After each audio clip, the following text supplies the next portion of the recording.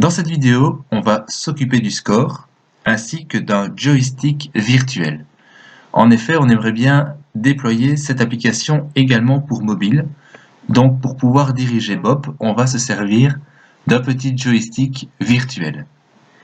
On va s'occuper directement de celui-ci. Pour ça, on va aller dans Windows, Asset Store,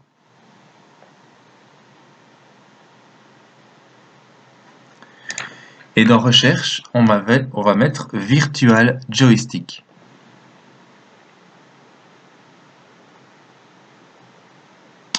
Et on va prendre Joystick Pack de Fenerax Studio. Donc on va cliquer dessus et on va l'importer. Alors ici, on peut supprimer les exemples. On va garder les préfabs. On va garder également les scripts, les sprites. Ok, et on va importer le tout.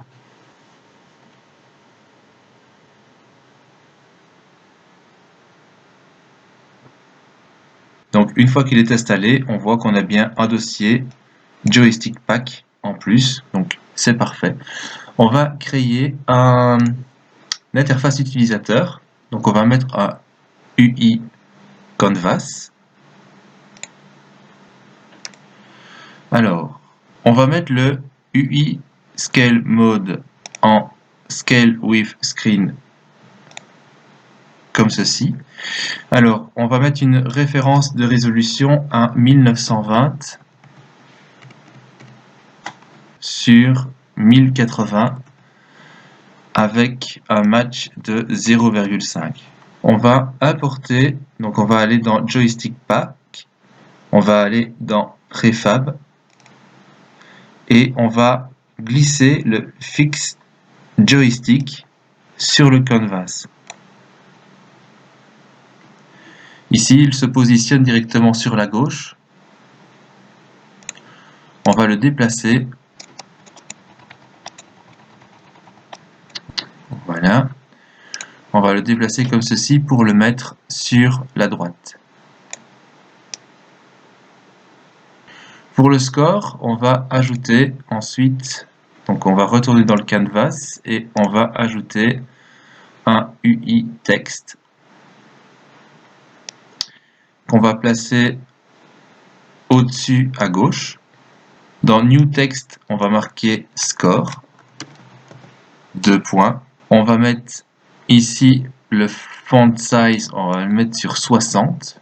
On va également mettre le font size sur Bold et mettre Overflow sur les deux. On va aussi ajuster la couleur qu'on va mettre sur 50, 50, 50 pour avoir un gris assez foncé. Donc là, c'est bon. On va retourner dans les scripts et on va créer un nouveau script qu'on va appeler score, qu'on va directement éditer. Ici, on va mettre à using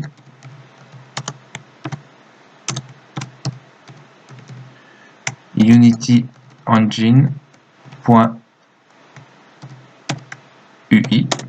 On n'a pas besoin du void start ni du update ici. On va juste mettre une variable publique int score qu'on va initier à 0 et on va mettre une fonction publique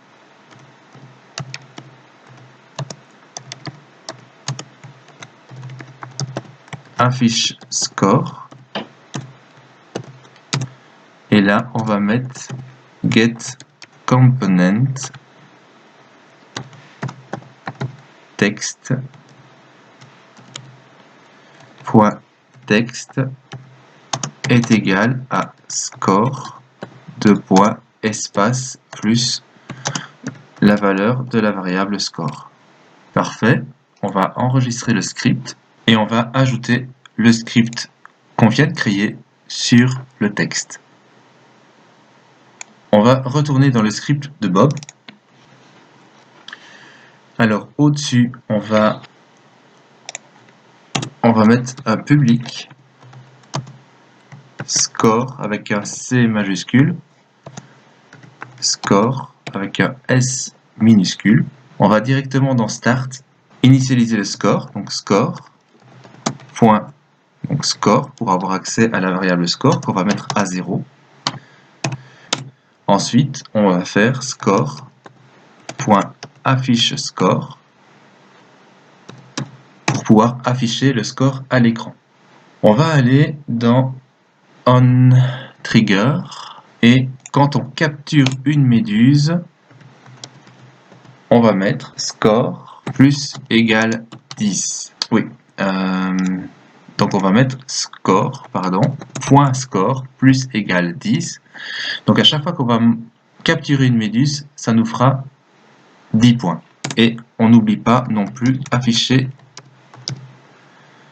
à chaque fois le nouveau score à l'écran. On va faire pareil à chaque fois qu'on mange un pâté de crabe. Donc c'est ici. Et là, on va faire score, point score, plus plus. Et on va afficher le score également. Donc score, point affiche, score.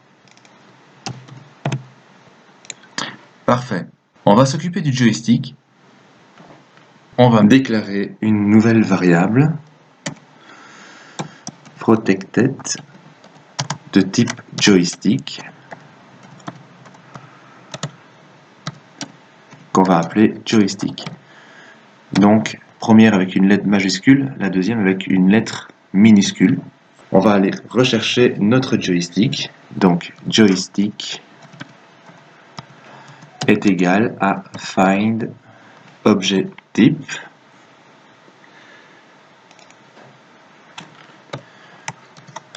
joystick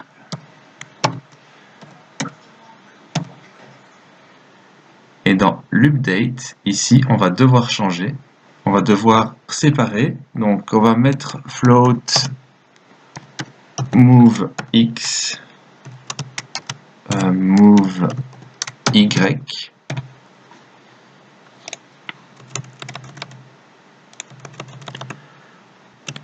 Alors, on va faire le contrôle au joystick virtuel. On va mettre move x est égal à joystick point horizontal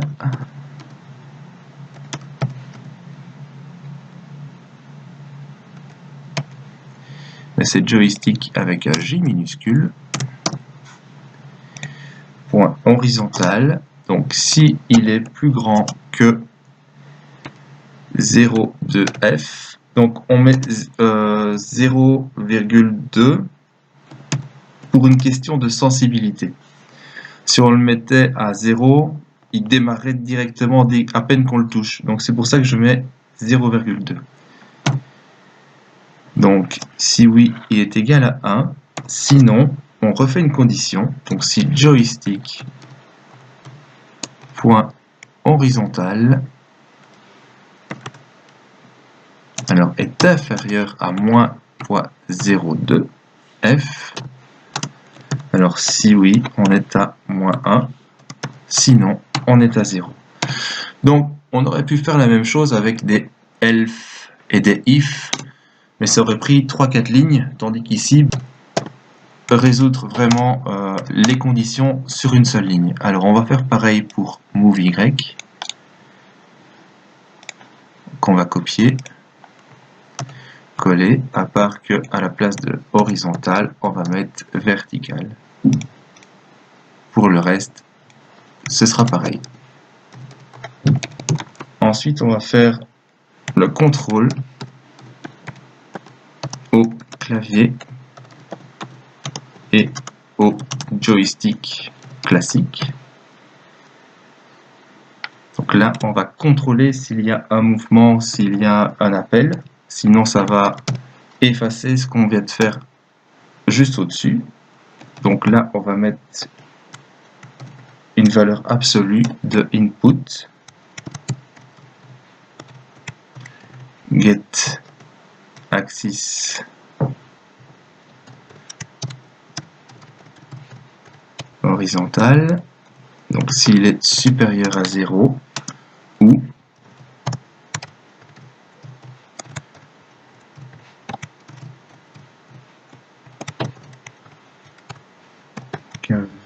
vertical est plus grand que 0.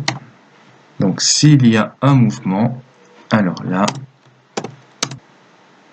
on va pouvoir exécuter ceci.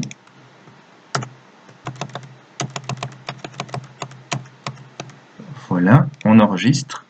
Donc on a oublié une petite chose. Donc ici, on va sur Bob et quand on regarde au niveau du script, il est où? Il est là. On a le score. Donc là, il faut lui passer le score. Donc c'est le texte. Et là, on va tester. Donc le score s'affiche. Notre joystick fonctionne. Si je reprends les touches du clavier, ça fonctionne bien aussi. Tout est parfait.